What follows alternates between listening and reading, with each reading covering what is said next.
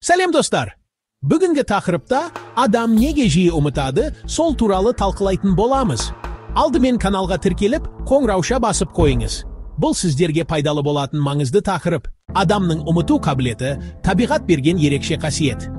Бір қарағанда ұмыту жағымсыз, кедергі келтіретін құбылыс сияқты көрінеді. Бірақ шын мәнінде ұмыту адамның ойлау жүйесінің, есте сақтау қабілетінің бір бөлігі. Егер адам ештеңені ұмытпай, барлығын есінде сақтай беретін болса, оның миы артық ақпаратқа толып, маңызды нәрселерді ажырату қиындайтын еді. Сондықтан ұмыту бұл миымыздың өзін-өзі реттеу механизмі. Ұмыту әркімде әртүрлі деңгейде болады. Біреулер күнделікті тұрмыстық ұсақ-түйек нәрселерді жиі ұмытса, енді біреулер маңызды оқиғаларды, тіпті адамдардың есімін де есінен шығарып алады. Мұндай жағдайдың бәрі міндетті түрде аурудың белгісі емес. Кейде ұмыту адам миының ақпаратты сұрыптау тәсілі ретінде қызмет етеді. Ұмытуға себеп болатын факторлар көп. Стрестің жоғары болуы, дұрыс ұйықтамау, миға шамадан тыс жүктеме түсіру, жасы ұлғайған сайын есте сақтау қабілетінің әлсіреуі. Бірақ егер ұмытшақтық тым жиілеп, адамның күнделікті өміріне айтарлықтай кедергі келтірсе, онда ол медицина немесе психология тұрғысынан зерттеуді қажет етеді. Ұмыту тек жағымсыз жақтан ғана емес, пайдалы тұрғыдан да қарастырылуы керек. Адам миы табиғаттағы ең күрделі құрылымдардың бірі. Оның ішінде жад пен есте сақтау жүйесі ерекше орын алады. Жад бұл миымыздың ақпаратты қабылдап, сақтап, қажет кезде қайтадан еске түсіре алу қабілеті. Есте сақтау процесі бірнеше кезеңнен тұрады. Бірінші кезең ақпаратты қабылдау. Біз бір телефон нөмірін естіп, оны қағазға жазып алғанша есте ұстап тұрамыз. Бұл қысқа мерзімді жадтың қызметі. Екінші кезең ақпаратты өңдеу және бекіту. Бұл кезеңде мидың гиппокамп деп аталатын бөлігі негізгі рөл атқарады. Үшінші кезең сақтау. Ұзақ мерзімді жадта ақпарат бірнеше жыл, тіпті өмір бойы сақталуы мүмкін.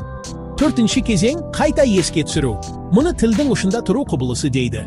Жадтың түрлері де әртүрлі. Сенсорлық жад, қысқа мерзімді жад, ұзақ мерзімді жад.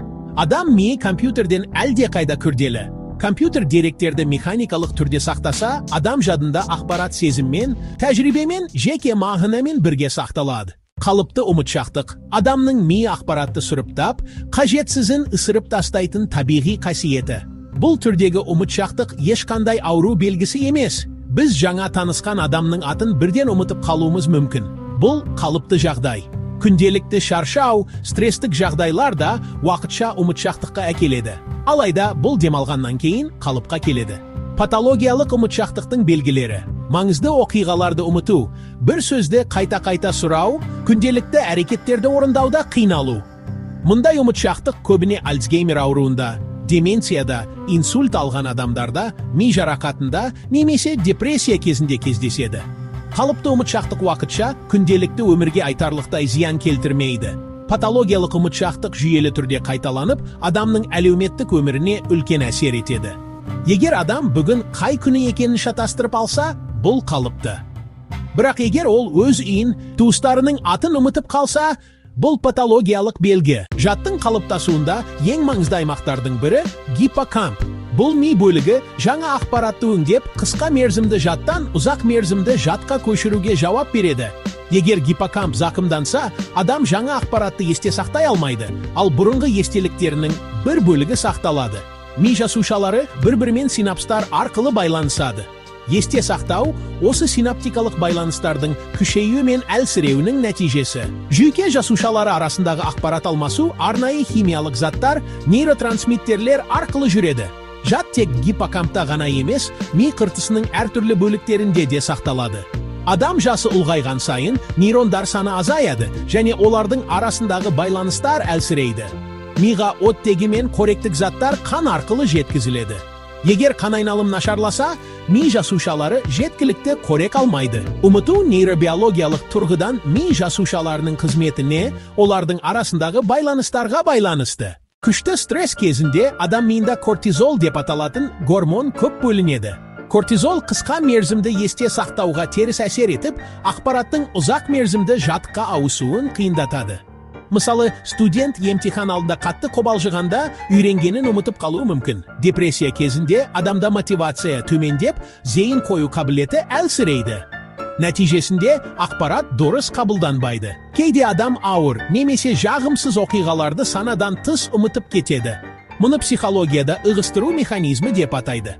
Қазіргі заманда ақпараттың көптігі, гаджеттер мен әлеуметтік желілер адамның зейінін әлсіретіп жібереді. Ұйқы адамның психикалық тепе-теңдігін сақтайды. Ұйқы кезінде ми күндізгі ақпаратты өңдеп, жадқа бекеті. Кей адамдар өздерін менің жадым нашар деп сендіріп алады. Бұл сенім уақыт өте шындыққа айналуы мүмкін. Психологиялық тұрғыдан ұмыту адамның ішкі күйінің, эмоцияларының, зейін деңгейінің нәтижесі. Стресс, ұзаққа созылған шаршау және ұйқының жеткіліксіздігі қазіргі заманда көпшіліктің басты проблемасына айналып отыр. Стресс кезінде ағзада кортизол гормоны артық мөлшерде бөлінеді. Кортизол гиппокампқа тікелей әсер етеді. Егер стресс ұзақ уақытқа созылса, гиппокамп жасушалары әлсіреп, ақпаратты сақтау мен қайта еске түсіру қиындайды. Бір адам аса жауапты жиналыс алдында қобалжып, баяндама мәтінін ұмытып қалуы мүмкін. Физикалық және психикалық шаршау да ұмытшақтыққа ықпал етеді. Ұзақ уақыт бойы үздіксіз жұмыс істеу, миға демалыс бермеу ақпаратты қабылдау қабілетін төмендетеді. Ұйқы жад үшін өте маңызды процесс. Ұйқы кезінде ми күндізгі ақпаратты қайта өңдеп, қажет мәліметті ұзақ мерзімді жадқа бекітетін. Егер адам ұйықтамаса, немесе ұйқы сапасы нашар болса, ақпарат дұрыс сақталмайды. Егер ұйқысыздық ұзақ уақыт жалғасса, ми жасушаларының құрылымында өзгерістер пайда болады. Стресс, шаршау және ұйқының жеткіліксіздігі бір-бірімен байланысып, бірін-бірі күшейтеді. Кішкентай балаларда жад әлі толық қалыптаспағандықтан, олар көптеген нәрселерді тез ұмытады. 2 жасар бала бүгін көргенін ертең еске түсіре алмауы мүмкін. Бұл мидың даму процесінің бір бөлігі. Жасөспірім шақта жад пен ойлау қабілеті өте белсенді. Бірақ бұл кезеңде ақпарат көп болғандықтан, зейіннің шашырауы жиі кездеседі. Орта жаста адамдарда ұмытшақтық көбіне өмір салтымен байланысты болады. Жұмыс, отбасы, әлеуметтік жауапкершіліктер миға жүктемені арттырады. Нәтижесінде ұсақ-түйек нәрселер есте сақталмай қалады. Кілтті қайда қойғанын, дүкеннен не алу керегін ұмыту. Жасы ұлғайған сайын, нейрондардың арасындағы байланыстар әлсіреп, ми жасушаларының бір бөлігі өледі. Сондықтан егде жастағы адамдар жиі ұмыта бастайды. Олар жаңа ақпаратты қабылдау мен есте сақтауда қиналады. Қартайған шақтағы ұмытшақтық әрдайым аурудың белгісі емес. Егер адам күнделікті өмірін қалыпты жалғастыра алса, бұл табиғи құбылыс. Жасқа байланысты ұмытшақтық адамның өмірлік даму кезеңдерінің бір бөлігі.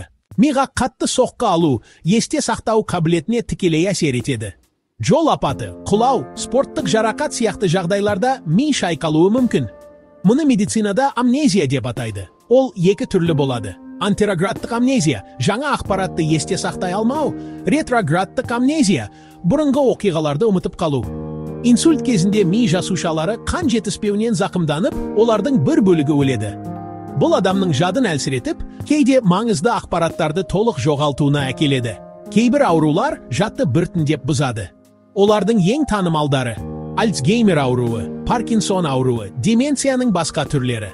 Альцгеймер ауруы алдымен ұсақ түйектерді ұмытудан басталып, кейіннен адамның өзін және айналасын танымай қалуына дейін барады. Миға әсер ететін кейбір инфекциялар да ұмытшақтыққа себеп болады. Мысалы, менингит, энцефалит сияқты аурулардан кейін есте сақтау қабілеті әлсірейді.